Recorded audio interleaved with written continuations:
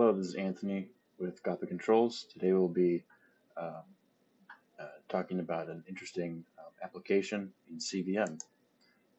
So I got this question today: is there a way to do a wait until with the OR of two conditions? So we want the motion, say a velocity move, to start when the up pedal is pressed, like the gas pedal in your car, and then we want the motion to stop when the up pedal is released or the limit switch is hit. And then the second question is there a way to read inputs without a wait? So CVM, we have reading inputs and we have a timeout. Or we could wait for the input. So for example, we can use a logic command or a conditional jump with an input. So yes, there is a way to do that, and it would be comparable to the normal way of doing it, using the weights. They're pretty similar in performance. And then here is so I'll go over that too. So for this, one thing that we're missing here in this problem statement is we want to wait for the when the up pedal is pressed and the limit switch is not active. We really need that. We need that limit switch to not be active. So here I wrote this out in CVM. We have the first sequence 0. We're going to have motion start. We're going to wait for an input mask. I'm simulating input 2 to be like that gas pedal. So the motion will start when this is up and it'll stop when it's down. And then input 3 has the limit switch. So this will wait for the gas pedal to be on, to be high, and the limit switch to be not active, and then it'll start the velocity move. It'll wait for it to reach the velocity, and then it'll jump to the next sequence, which is the stop motion stop sequence. We're going to wait for the gas pedal to be off, for it to go low, input 2. We're going to use a timeout of 1 millisecond. That's the fastest we can time out. And then in the event of the timeout, you just jump to sequence 1, the same sequence, step number 4. Step number 4 is here. And that's saying if input 3 is high, right? So if we have the limit switch go active, then we're going to jump to sequence 1, step number 1. Or, no, I'm sorry, we're going to go on to the conditional jump. But if this is, what I'm saying is if this is not active, so if the limit switch is not active, then we're going to get a timeout value. And then we're going to jump back to that first wait. So it's going to be pinging back and forth while the move is happening. And then if the move is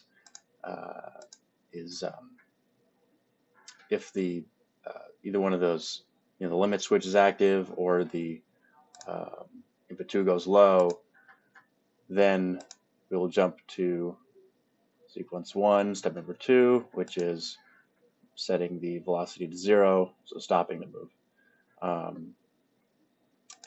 Yeah, then it'll jump back to sequence 0, step number 1. So that is and it'll wait for that input mask to be met. So yeah, this is a great application. Let me just hit the start button. Now we'll look at these inputs while we read the position. And also we can use the scope while this is happening. So if I hit record, it's waiting for the trigger. Input 2 goes high, we start to move. It's collecting trace data. So I'll hit record again, and what I'll do is I will toggle, and so now we can kind of see the reaction time of the input. So it looks like it takes about 8.7 minus 8.3, so it's about 4 milliseconds. Okay, so 4 milliseconds is for I toggled input 2.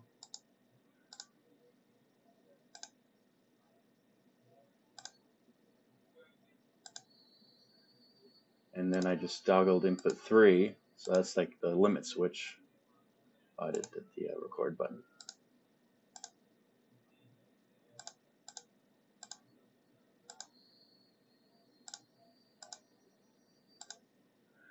Okay, so now this is when input 3 stops to move, and we get a little bit better that time. We have like 5.5 minus say 9, so yeah, 3.5. So yeah, about 4 milliseconds for either input stopping the move. Now we'll look at how to do this same program, but with logic steps. So logic steps in CVM, it's basically, so I'll just show you how to do this. So we have, first we're going to get the input states. We're going to OR them with a register that we're not using with 0. So that just basically just prints out exactly what the input states are in R6. Because anything ORed, 1 ORed with 0 is going to give you a 1.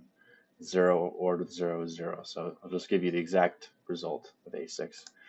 Then you're going to AND that register with the input, like a mask of inputs, the input mask that you want. So ours, the two registers that we're going to be looking at, input 2 and 3, will give you a mask of 6. Okay, so then we'll do some conditional jumping. So we'll say if R6 does not equal 2, which is that bit mask that we want in order to, so again, if we get a 2, that means is that we have the gas pedal on and the limit switch is not active.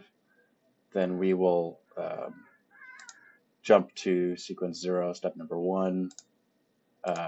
And if it doesn't equal 2, then we're going to keep checking until it does, and then we'll get the velocity move in position mode. So we'll start the move if it does equal 2, and then we'll jump to the motion stop sequence. Do the same thing where we'll keep checking back over and over. We'll see if R6 is equal to 2. If it is, then we don't have to stop the move yet. If it's not, then we will set the velocity to 0 and then go back to the first sequence. Okay, so let's start this. Take a look at the performance in timing.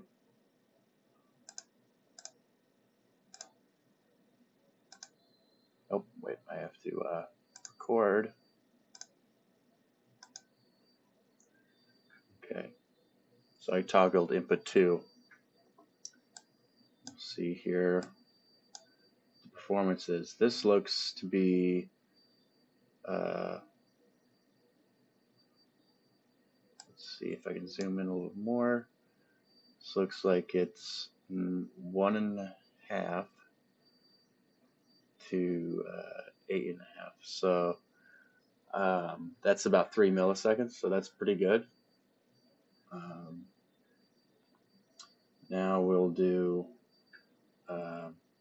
one more test for input 3, stopping the move. We'll see if we get anything different.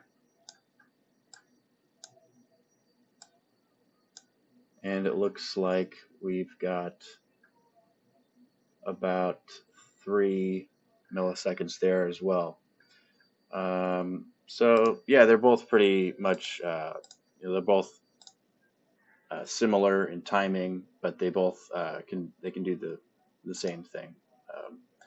So yeah, that's how you can accomplish, kind of a CVM program that will do the same thing. You can program it in different ways. And yeah, I hope this was helpful.